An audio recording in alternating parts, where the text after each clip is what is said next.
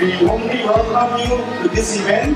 This is our 30th annual Golden Challenge, and we are very heartened to see all of you here.